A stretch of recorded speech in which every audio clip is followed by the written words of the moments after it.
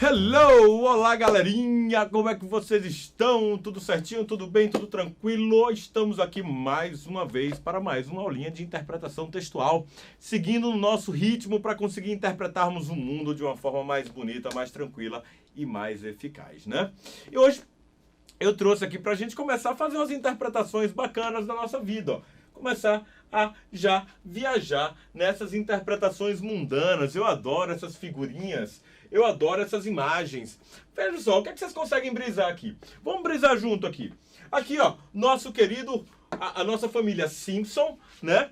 Em uma linda imagem que nos remete a alguma coisa. Quem conhece isso aí, a cultura pop? Isso aqui, basicamente, é a nossa estrada, a nossa foto do Abbey Road, dos Beatles, né? É lindo isso aí. E temos aqui do outro lado a nossa querida Mônica, da Turma da Mônica, né? Numa pose toda pomposa ali, né? Numa pose famosa também. A gente também tem alguma referência disso daí, não tem não? Nós lembramos do quê? Basicamente, quando nós olhamos para essas duas imagens, é exatamente isso que nos vem à mente. Concordam comigo? Ó! Ó, ó, eita, foi. E agora? Estão vendo? Há muita semelhança. Há muita semelhança. Justamente por quê? Porque há um diálogo entre essas duas imagens. Há um diálogo entre esses dois textos, que na verdade são entre esses quatro, né? Porque nós estamos falando da foto dos Beatles junto com os Simpsons e a Mona Lisa junto com a Mônica Lisa, seria isso? Não, né? Horrível, né? Mas enfim, é isso basicamente. Nós estamos falando, galera, da intertextualidade.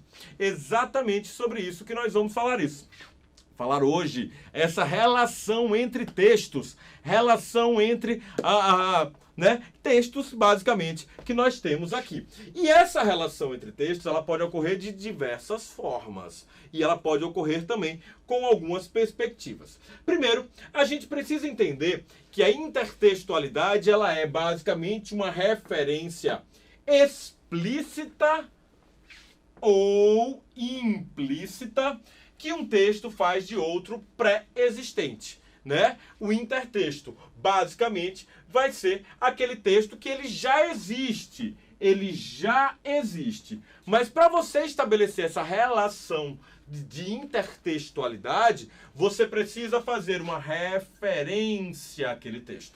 Uma menção, basicamente. O que é uma referência àquele texto? O que é uma menção? É muito importante a gente entender que isso aqui é fundamental para as nossas questões de textos literários. Porque como é que a gente entende um texto literário? Como é que a gente interpreta um texto literário? A gente tem que estar captando essas referências. A gente precisa estar captando essas menções que são feitas ao texto. E essas referências, né, essas menções, elas são explícitas ou implícitas, certo? Antes, só deixa eu falar mais uma coisa. Esse diálogo entre textos, ele pode se dar ou pelo conteúdo do texto, ou pela forma do texto, né? Nós temos a forma estrutural do texto, por exemplo, um soneto, ele tem uma estrutura básica. Nós temos também estruturas de anúncios publicitários, enfim, nós temos essas estruturas básicas e o conteúdo são as temáticas, são as abordagens que são colocadas ali. Agora veja só, como eu estava falando, essas referências elas podem ser explícitas ou elas podem ser implícitas. Olha só, a referência explícita é o tipo de referência feito de maneira direta, certo? É mais facilmente percebida, pois comumente aponta ou marca a fonte original a qual se dialoga o texto. Ele deixa ali claro, explicitamente no texto, alguma marca evidente que vai te associar diretamente a o que você está percebendo como referência, né? É uma referência explícita. E uma referência implícita que nós temos é a referência que não é feita da maneira direta. Portanto, fica mais difícil saber a fonte original e entender que há uma referência sendo feita. Então, veja só. Nesse caso daqui é mais difícil da gente saber porque ela não é feita de maneira direta. você tem que conhecer aquela referência especificamente, né, para poder fazer aquela relação existente. Então, muitas das vezes isso acontece daqui de uma forma muito sutil. E é nesse caso que muitas das vezes a gente não percebe a intertextualidade, porque a gente precisa estar antenado para essas referências que são colocadas. Olha só o que está sendo colocado aqui, ó. Presta atenção. Eu tenho aqui, basicamente, um texto que me traz a hora da elite. Claramente ele está me dizendo aqui, ó, com a fonte sendo utilizada, a referência da boina, que se refere basicamente aos treinamentos militares. A fonte do texto é basicamente a horta. O texto relatado, se não for horta, pede para sair. Nós temos claramente, né, elementos no texto que vão me deixar claro que ele está se referindo ao tropa de elite. Agora, quando nós pegamos uma mensagem bonita dessa, olha, Amélia, verdadeira mulher. Aí nós temos uma imagem de uma mulher com uma vassoura atrás, né?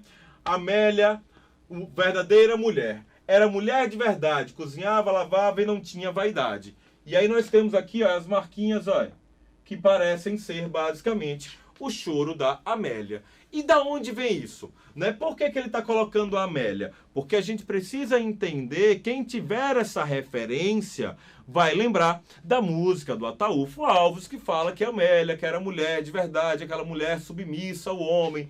Por isso que nós temos a imagem da vassoura. Mas veja que é tudo muito sutil, né? Não é uma referência tão direta. Ele não fala da música do Ataúfo Alves, ele fala da Amélia. E aí quem tiver essa referência que vai entender. Ela é muito sutil, né? Ela é muito superficial, basicamente. Então, basicamente, nós falamos aqui de uma intertextualidade que ela pode ser explícita, ela está evidente, clara pra gente, ou ela pode ser implícita, né? E agora, nós vamos ver os tipos de intertextualidade que eles aparecem pra gente nessas provas, nesses textos. Quais são as formas que elas aparecem pra gente? A primeira forma que a gente vai ver é exatamente a paráfrase.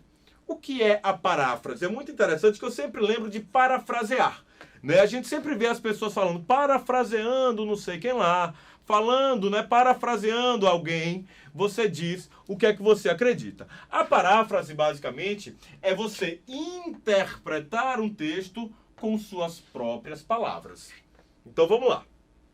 Você pega a fala de alguém, você pega o texto de alguém e você diz aquilo ali com as suas próprias palavras, né? Você fala da sua própria maneira, a sua forma, da sua subjetividade, certo? Então ele é um tipo de reescrita textual, é uma nova abordagem, a sua abordagem mais subjetiva, né? É importante frisar que você modifica as palavras, você modifica a estrutura, mas o sentido original ele permanece o mesmo nível de conteúdo. Então, basicamente, na paráfrase, você vai falar a mesma coisa com outras palavras, certo? Essa é uma intertextualidade, basicamente. Uma famosa que nós temos, a Canção do Exílio, do Gonçalves Dias, que aparecem em vários textos nessas intertextualidades da vida. E ela aparece de várias formas. Ela pode aparecer como uma paráfrase, como várias outras formas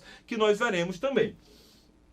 A Canção do Exílio, que fala que a minha terra tem palmeiras onde canta o sabiá, as aves que aqui gorjeiam não gorjeiam como de lá, né? E aí nós chegamos aqui que o Drummond depois faz uma brincadeira, né? Faz uma brincadeira não, faz uma paráfrase, não é uma brincadeira. Ele falou com as próprias palavras. Meus olhos brasileiros se fecham saudosos, né? Que é justamente o que ele está falando aqui. Percebam que o sentido é basicamente o mesmo. Olha, os olhos brasileiros saudosos. Ele está falando o quê? Ele está saudando a terra dele aqui, que é a terra das palmeiras, aquela coisa linda e maravilhosa. Veja que o Drummond, ele está se utilizando na base textual do Gonçalves Dias, mas está falando da maneira dele.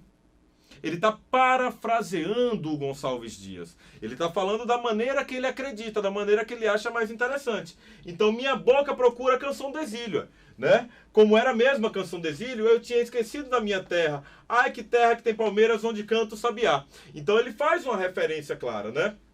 Mas ele também fala com as próprias palavras aqui. Então ele parafraseia o nosso querido Gonçalves Dias. Para vocês verem aqui, ó, um outro exemplinho básico que nós temos, uma paráfrase, né? É exatamente uma paráfrase. Por quê? Porque o Homer aqui, ele está basicamente parafraseando o Grito, um dos quadros mais famosos que nós temos, né? Ele me dá essas referências, veja, nós temos aqui as cores são parecidas, a estrutura que nós temos do personagem é basicamente a mesma, né? A paleta de cores que nós temos aqui, ó, muito parecida também. As pessoas aqui atrás também temos essas pessoas. Então nós temos as mesmas referências. Ou seja, esse daqui, ele foi baseado nesse daqui. Mas foi feito à maneira do próprio autor. Né? Nesse caso aqui não foi o Homer Simpson, mas é uma maneira de o leitor fazer uma releitura daquele quadro. Certo? Bom, basicamente, essas são as maneiras que nós temos de parafrasear alguém. Agora, nós podemos fazer também uma paródia. E aí é muito interessante, porque existe uma diferença entre a paródia e a paráfrase. Primeira coisa, a primeira grande característica da paródia, e é importante que a gente saiba, é que a paródia ela vai estar relacionada a uma subversão do tema. Que fique muito bem claro. Ela subverte o tema. Lembrem que a paráfrase, né, ela mantém o mesmo sentido original.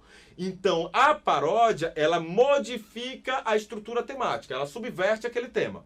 Já a paródia não, desculpa, a paráfrase não. A paráfrase mantém a mesma ideia, o mesmo sentido original, certo? E justamente a paródia é maioritariamente utilizada com a finalidade jocosa, né? Uma sátira. Ela está fazendo uma piada daquele negócio. A intenção não é mostrar uma nova maneira ou a sua subjetividade. Não é isso. A intenção é fazer a pessoa rir, basicamente. Olha aqui, ó. Nós vimos lá, aqui é uma paródia daquele quadro que nós acabamos de ver também, o Grito. Assim como é uma paródia da Mona Lisa também.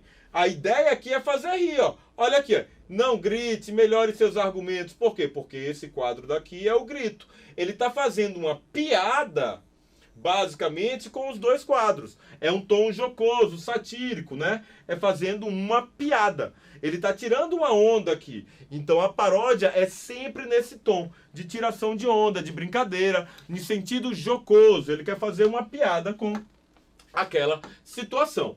A grande diferença para a paráfrase vai ser justamente porque ela vai ter uma alteração de sentido. E olha aqui uma grande paródia que nós temos. Não pensem que a paródia ela só é feita por bonachões, não, tá? A gente pensa em paródia, pensa aquelas músicas, aqueles negócios sem graça que todo mundo quer fazer, né? Uma música que vai contar a aula de biologia e tal, barará, uma paródia e tal, aquele negócio. Subverte o tema completamente da música, né?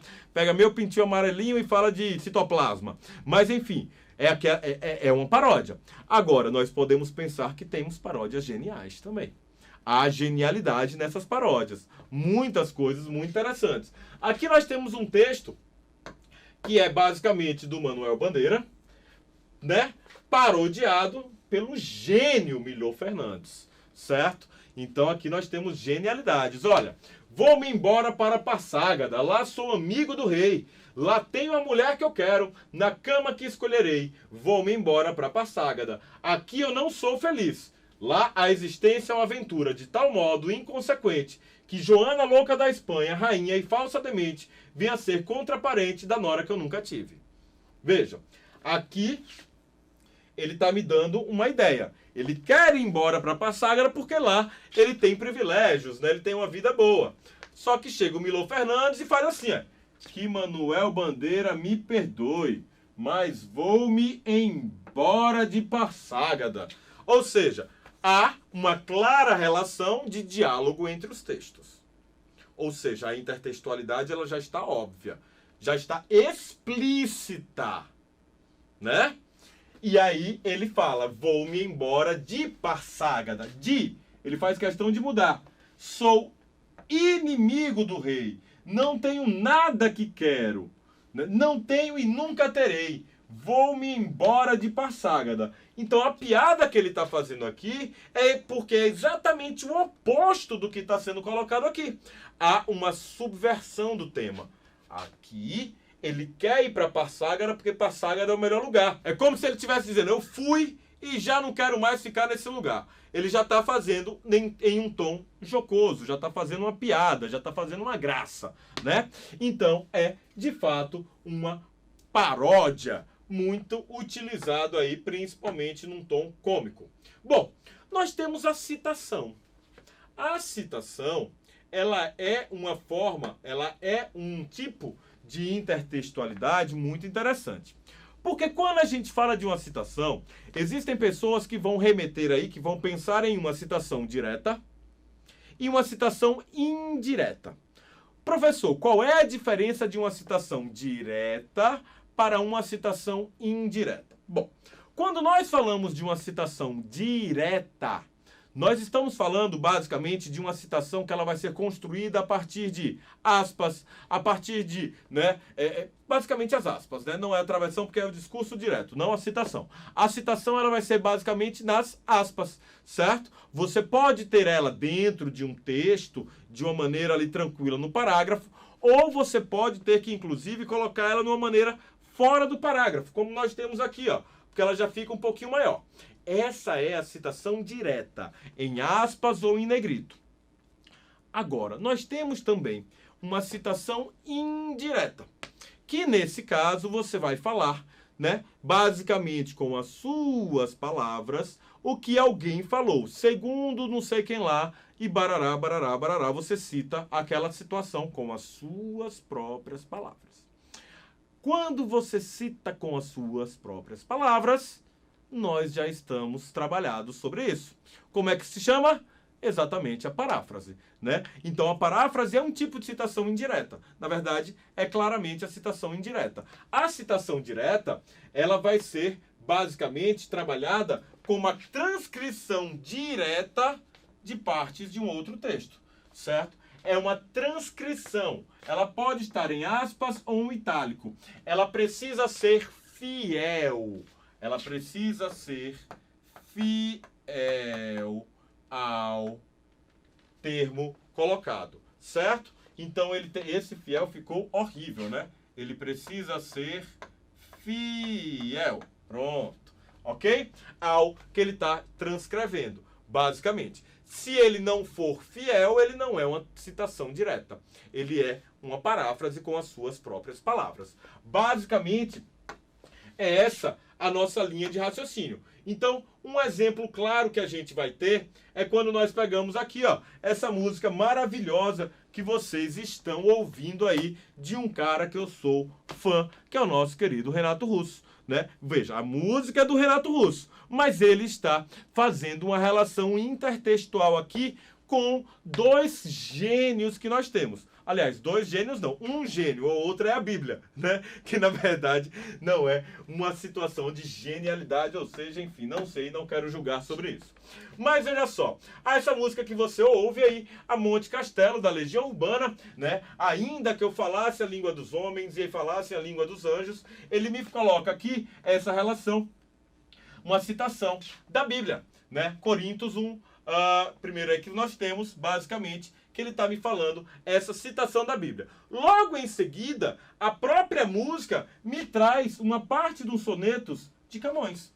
Então ele está me citando aqui, são as citações dos versos de Camões e a citação da Bíblia. Nós temos basicamente nessa música aí duas citações que são extremamente poéticas e extremamente, fantásticas, fantásticas, fantásticas. Então, nós temos aí claramente um exemplo de citação nas músicas, tá, do Renato Russo. Vejam, nós ainda temos um modelo de alusão. Quando você faz uma alusão a alguma coisa. O que é fazer uma alusão a alguma coisa, né? É você faz uma referência a uma determinada obra. Veja, você não está necessariamente citando. Você está mencionando, se referindo a aquilo. Você está aludindo àquela situação. Você está fazendo uma menção, né? Então veja só. Isso pode ser o seguinte. Se eu falo assim, ó, isto é um presente de grego.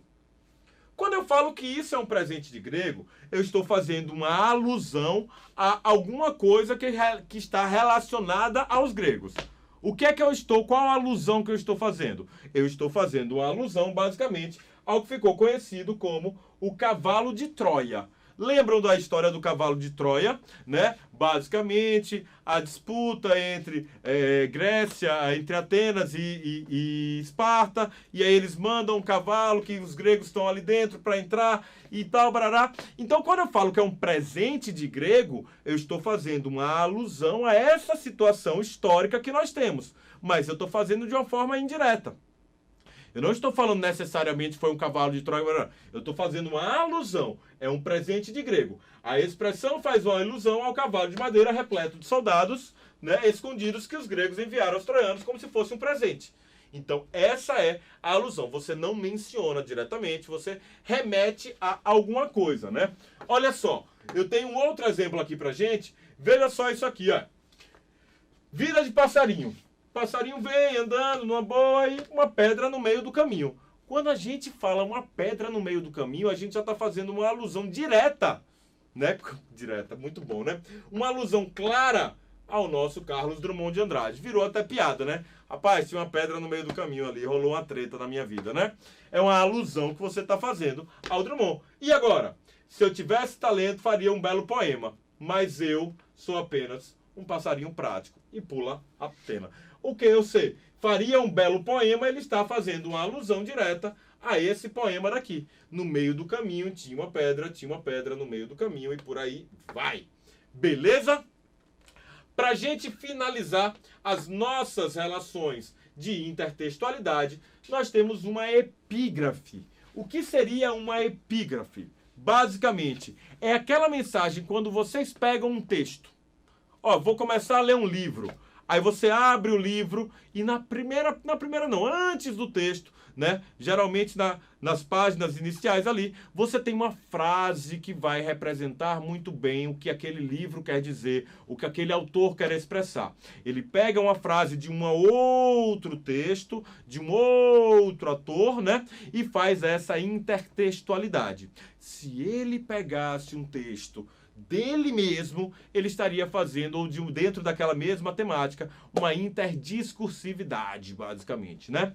Mas aí nós temos uma relação, basicamente, um texto inicial que tem como objetivo a abertura de uma narrativa, né? Trata-se de um registro escrito introdutório que possui a capacidade de sintetizar a filosofia do escritor. Então aqui, ó, é como se fosse um livro aqui, e no início do livro você encontra aqui a mensagem do Paulo Freire: educação não transforma o mundo, educação muda as pessoas, pessoas mudam o mundo. Então essa é a epígrafe de um livro que provavelmente é um livro sobre educação, enfim, e por aí vai, né, nesse sentido. Bom, vejam só, ó, basicamente uma questãozinha aqui pra gente poder entender bem essas relações de intertextualidade. Professor, como é que isso vai cair na prova? Um dos pontos que mais aparecem pra gente. Aquelas questões que me trazem dois textos para nós fazermos uma análise. Lembram? Aquele tipo de questão que me traz texto 1, texto 2, e ele me pede uma relação entre esses dois textos. Clássico tipo de questão, clássica questão de intertextualidade, porque ele está pedindo exatamente a relação entre textos. Que foi o que a gente viu, né? Então vejam só. Olha só o que nós temos aqui. Eu coloquei logo o enunciado para a gente começar pelo enunciado, né? O segundo texto, que propõe uma reflexão sobre o primeiro, acerca do impacto das mudanças no estilo de vida da saúde. Então, peraí, vamos com calma. Olha, o segundo texto, que propõe uma reflexão sobre o primeiro. Então, olha só, o segundo texto reflete o primeiro texto. E esse primeiro texto fala sobre o quê? Acerca do impacto de mudanças no estilo de vida da saúde. Ele quer saber que visão está sendo colocada, mas em qual texto? Ele quer saber, o segundo texto, que propõe uma reflexão sobre o primeiro, acerca do impacto da mudança no estilo de vida da saúde, apresenta uma visão. Perceba que ele está entre vírgulas, porque o segundo texto apresenta uma visão, certo? Conseguem entender isso? Então ele quer a visão do segundo texto e ele me expõe uma posta explicativa aí. Aí vamos lá. Então a gente tem que ir para o segundo texto, entender qual é a reflexão que ele faz do primeiro texto. Vamos nessa. Vamos nessa. Primeiro texto, segundo texto. No primeiro texto ele me fala assim, ó. Aqueles que pensam que não têm tempo para fazer exercício, mais cedo ou mais tarde serão obrigados a ter tempo para as doenças. Então ele coloca já uma mulher aqui de meia idade, acredito eu, né? Com um corpo bem esbelto. Então ele está querendo dizer que essa mulher está falando que nós devemos, de certa forma, né? Nos preocuparmos com o tempo do nosso exercício físico, porque senão mais tarde a gente vai ter problemas de saúde. Aí o segundo texto me traz uma reflexão sobre isso. Vamos ler o que é que ele está me dizendo aqui. Imaginemos um cidadão residente na periferia de um grande centro urbano que diariamente acorda às 5 horas da manhã para trabalhar. Enfrenta, em média, 2 horas de transporte público, em geral, lotado, para chegar às 8 no trabalho. Termina o expediente às 17 e chega em casa às 19, para aí sim cuidar dos afazeres domésticos, dos filhos, etc. Como dizer a essa pessoa que ela deve praticar exercícios, pois é importante para a sua saúde? Como ela irá entender a mensagem da importância do exercício físico? A probabilidade dessa pessoa praticar exercícios regularmente é significativamente menor do que a de pessoas de classe média alta que vivem uma outra realidade. Então, pessoas da classe média alta que vivem uma outra realidade. Nesse caso, a abordagem individual do problema tende a fazer com que a pessoa se sinta impotente em não conseguir praticar exercícios e, consequentemente, culpada pelo fato de estar ou ser sedentária. O que é que ele está querendo me dizer aqui? Que se você fala que isso aqui é uma culpa exclusivamente da pessoa, ou seja, se ela é um problema individual, essa pessoa tende a crer que ela não consegue fazer as coisas. Ela tende a crer que ela não consegue atingir aquelas situações. E não que há um contexto social, há toda uma problemática na vida daquela pessoa, na vida social daquela pessoa, de onde ela mora, das dificuldades de trabalho, das dificuldades de emprego, das dificuldades de manter uma casa, que é diferente das situações de quem vive, né, da classe média, que não precisa, de certa forma, se preocupar com esse tipo de situação. Vamos voltar para o nosso enunciado para a gente entender, certo? Ele quer saber, esse segundo texto apresenta uma visão relacionada ao primeiro. Medicalizada, ou seja, uma questão de aspectos médicos, né? Que relaciona a prática de exercício físico por qualquer indivíduo à promoção de saúde. Não é necessariamente isso que ele está me falando no segundo texto. A reflexão que ele faz não é sobre esse aspecto saudável que nós temos. Todos sabemos que fazer exercício é saudável, é fundamental, mas não é esse o ponto que ele está me trazendo. Letra B. Ampliada, que considera aspectos sociais intervenientes na prática de exercícios do cotidiano. Então ele está me falando que ela aborda aspectos mais abrangentes, né, do que apenas aquele do texto 1. É uma possibilidade. Vamos colocar aqui.